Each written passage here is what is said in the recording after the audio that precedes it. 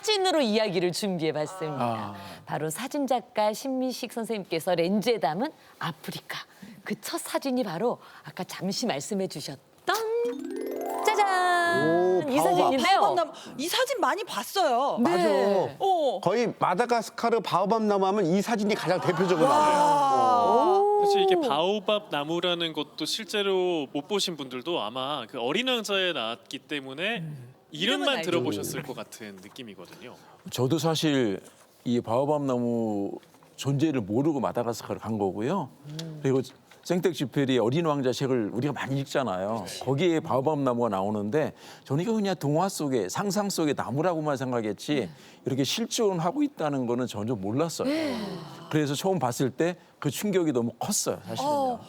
이 사진이 정확히 언젠지도 기억이 나세요? 찍었을 때? 그럼 이 사진은 20년 전에 5월 달에 찍었습니다. 5월달 날짜까지 기억하실 정도로 기억이 2005년 5월 달에 찍은 사진입니다. 가장 오른쪽에 있는 바오밥 나무는 진짜 무슨 왜곡된 것처럼 네. 크기가 엄청 크거든요. 그러게요. 이게 뭔가 뿌리가 더 하늘로 가 있는 것 같고 약간 거꾸로 서 있는 것 같기도 하고요. 이게 실제로 보면은 크기가 어느 정도 되는 거예요? 지금 저기 사진에 보이는 나무는 한 높이가 한 20m 정도 될 것 같고요. 둘레는 한 10m 정도 되는데 한 700년 정도 된 나무들이고요. 사실 저거는 조금 애기예요. 저게 애기. 원래 이게 제가 애기예요. 저 이후에 공부를 이제 바오밤 나무에 대해서 많이 하다가 알게 된 거는 5,000년까지 바오밤 나무가 살 수 있다는 걸 알았고 5,000년? 그 나무를 찾아다녔는데 결국은 제가 그 사진을 찍었어요. 그 나무는 둘레가 한 40m 가까이 되고요. 둘레가 40? 단면이 우리가 봤을 때 단면이 16m 되는 그런 나무가 있습니다. 그러면 원주민들 사이에서는 되게 신성시 여겼겠어요. 맞아요. 그 나무를 처음 정말 고생을 해서 만났는데 그분 족장님 같은 분이 여기는 그냥 가면 안 된다. 저보고 술을 사갖고 오래요. 그래서 술을 사다 주니까 술을 마시려고 했나? 그게 아니라 나무에다 뿌리고 그 다음에 뭐라고 막 얘기한 이후에 저보고 이제 와도 돼 이렇게 하는 거예요. 근데 그 나무를 보는 순간 저는 카메라를 꺼낼 수가 없었어요. 좀 기에 눌렸던 것 같아요. 한 5,000년 정도 가까이 그 사람들은 5,000년이라고 하는데 제가 생각하기에 3,000년 정도? 근데 그 정도 몇천 년 된 나무 앞에 딱 서면은 일단 제가 물러나게 되더라고요. 그래서 그 주위를 계속 1시간 정도 돌다가 나중에 카메라를 살짝 꺼내갖고 나무와 인사를 하게 된 거죠.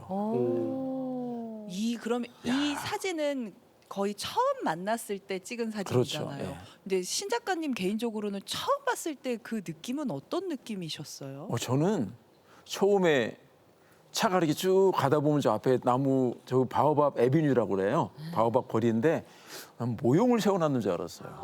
가짜인 아니 줄 나무가 알았구나. 가지도 없고 위에만 살짝 있잖아요. 맞아요. 그래서 우리가 어떤 얘기에 보면은 바오밥 나무가 약간 수다쟁이래요. 그래서 신이 그만 떠들어 그래갖고 뿌리를 거꾸로 심어놨다 그래갖고 뿌리가 위에 올라온 것 같은 그런 모양을 또 하고 있는 거예요. 그래서 처음에는 비현실적인 현실을 마주했는데 너무나 비현실적인 그런 느낌 때문에 사실 좀 황당하기도 하고 당황스럽기도 하고 놀랍기도 하고 속으로는 사진 찍는 사람 입장이니까 와, 나에게 이런 행운이 오는구나. 행운이구나. 네, 너무 행복했어요. 저도 사실 2010년도에 사실 우리 신미식 작가님 덕분에 저 바오밤 나무를 알게 된 거예요.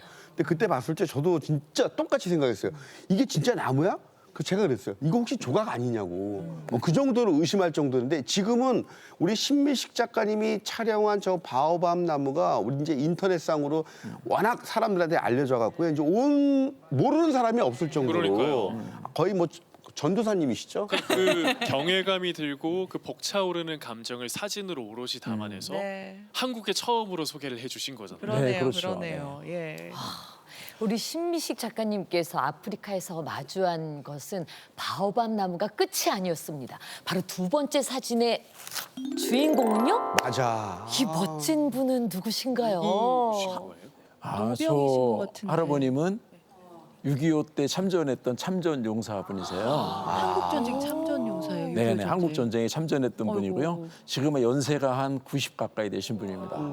저걸 직접 찍으신 거예요? 사실 제가 2008년도에 에티오피아를 처음 가게 됐어요.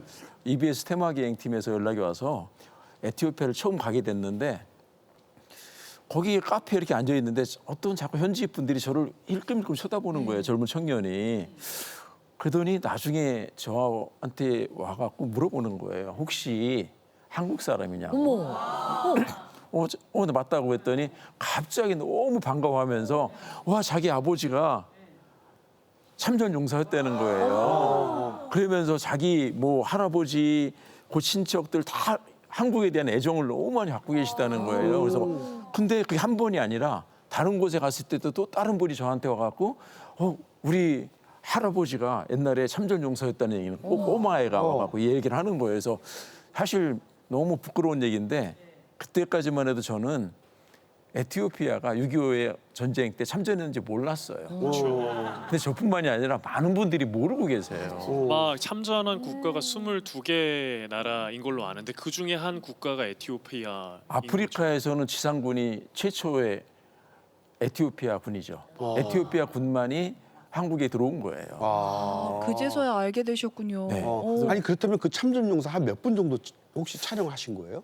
그래서 그때 사실은 처음 그 얘기를 듣고 많은 반성을 하기도 했고 아, 이분들에 대한 좀 작업을 좀 해야겠다는 생각을 했는데 한 17년이 되어서야 그분들에 대한 기록들을 찾게 됐고 이젠 더 늦기 전에 해야겠다. 보니까 지금 생존에 계신 분이 작년에 작업을 시작했는데 63분. 그래서 제가 찍은 인원은 54분 정도를 찍었어요. 그래도 많이 그래도 많이 찍어주셨네요. 너무 예.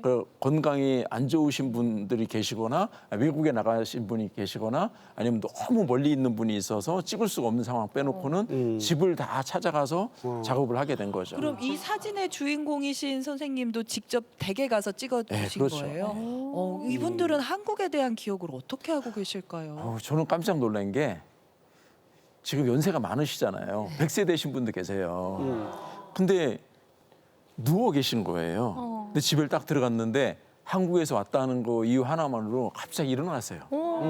일어나서 저를 꼭 안으시더니 갑자기 자기는 화천에서 근무했다는 얘기를 해요. 화천, 강원도 쪽에서 주로 이분들이 예. 주둔했던 지역들이 강원도 쪽인데 그러면서 갑자기 제 손을 잡고 아리랑을 불러주시는 거예요. 야 그거를 기억하시는 거예요? 다 기억해요. 갑자기 막 감동이 오네. 막 아리랑을 불러주고 그리고 이분들 방에 가보면 지금도 태극기 그리고 한국에 관련된 자료 이런 것들이 다 벽에 디스플레이가 돼 있어요. 너무 감사하다. 그때 너무 마음이 아픈 거예요. 고맙기도 하고 우리는 죄송하기도 하고. 참전한 것도 모르고 있는데 저분들은 아직도 기억을 하고 있고 더욱 저를 놀라게 했던 그 한마디가 뭐였냐면 나는 다시 한국에 전쟁이 나면 갈 거야. 사실 현실적으로는 안 되잖아요. 근데도 그 마음인 거잖아요. 네. 나는 한국에 다시 전쟁이 나도 갈 거야. 왜? 가족이니까. 근데 마음속에 그런 아픔이 온 거예요. 나는 가족이라고 생각한 적이 없었어. 우리는 그렇게 그만큼은 아니었던 것 같은데 이분들은 아직도 한국에 대한 애정과 관심과 사랑을 갖고 계시는. 아니 그 지금 생존에 계신 그 에티오피아 참전 용사분들 너무 고맙고요. 저는 방금 그 얘기하는데 정말 소름이 돋았거든요. 정말 기회가 되면 그런 분들은 한번 한국에 초청하고 싶다는 그런 생각도 한번 해보시지 않았을까요? 건강 때문에 저희가 찾아뵈야 되지 않을까 그런가? 싶어요. 근데 예. 이게 우리나라를 어쨌든 도와주기 위해서 참전을 하신 건데 지금 한국에 대해서 너무 좋은 기억만 갖고 그렇게 너무 반가워해 주신다는 맞아요. 것만으로도 저희는 네. 이게 예, 너무 아니 근데 감동인 저는 거예요. 너무 부끄러운데 저희 부끄러움을 대신해서 사진을 찍어주시는 우리 네. 작가님 정말 감사드립니다. 아유, 예. 아닙니다. 아니 근데 그럼 많은 분들 지금 계속 한 분 한 분 찍어주고 계신데 네네. 좀 기억에 남는 용사분, 참전 용사분 계실까요? 모든 분들이 다 기억에 남죠. 그렇죠. 다들 감사하고. 사실은 이 작업을 시작한 거는 이제 한국에서 좋은 헌정 사진전을 해서 이분들에게 선물을 드리고 싶은 마음이었고요. 사진을 찍다가 보니까는 제가 몰랐던 사실. 근데 여러분들이 다 아는 이름이 있어요. 우리 어느 정도 연배가 있는 분들은 다 아는 이름이 뭐냐면 혹시 맨발의 아베베라는 마라톤 기억하세요? 되게 유명하시잖아요. 아베베. 그분이 1960년도 로마 올림픽하고 1964년 동경 올림픽 때 두 번 다 세계 신기록을 내면서 금메달을 따신 분이에요. 와, 마라토너 예, 전설의 그래서 우리 마라토너잖아요. 때는 맨발의 아베베 그러면 엄청 유명했어요. 엄청 유명했죠. 저도 근데 기억나요. 그분이 참전 용사였다는 거예요. 정말요? 저는 그것도 이번에 가서 작업하면서 그 얘기를 들었고 전쟁이 끝나고 나서 7년 후에 참석한 게 로마 올림픽이에요. 근데 그때 세계 신기록으로다가 운동화가 없어갖고 신발을 못 신고 뛴 거예요. 그래서 세계 신기록으로다 그게 또 아프리카 흑인 최초의 마라톤 금메달리스트예요. 요즘에는 흑인들이 많은 많죠. 금메달을 많이 따잖아요. 거의 다 따잖아요. 그게 최초의 금메달리스트였고요. 그 이후에 또 동경올림픽도 금메달 따고 진짜. 그리고 나서 감사하게도 1966년도에 우리나라에 서울 국제 마라톤 대회가 있어요. 그게 3회 때인데 너무 내가 알려지지 않은 대회예요. 15명밖에 대회인데. 참석을 안 하는. 근데 거기에 이분이 참석을 해준 거예요. 전설의 마라토너가요. 왜냐하면 그 당시에는 아베베는 국제적인 스타였어요. 그래서 우리 같은 이런 조그만 대회에는 나오지를 않아요. 근데 참전 용사였기 때문에 한국에 대한 애정으로 와갖고 마라톤을 띄워준 거죠. 야. 그래서 국제 마라톤이 서울 국제 마라톤이 전 세계에 좀 더 알려지는 계기가 돼서 근데 이분들이 많이 다들 도움을 잘 주신 분이죠. 지내셨으면 좋겠는데 현지에서 잘 지내시는지 어떨까요? 그분은 41살에 돌아가셨어요. 교통사고 후유증으로 돌아가셨고요. 사실은 우리가 좀 더 에티오피아 참전용사에 대해 마음을 가져야 되는 거는 참전용사였을 때는 그 나라가 민주주의였잖아요. 그러다가 참전용사 끝나고 19년에서 20년 지났을 때 공산주의가 됐어요. 그러다 보니까 참전했던 그분들에게 핍박이 가해진 거예요.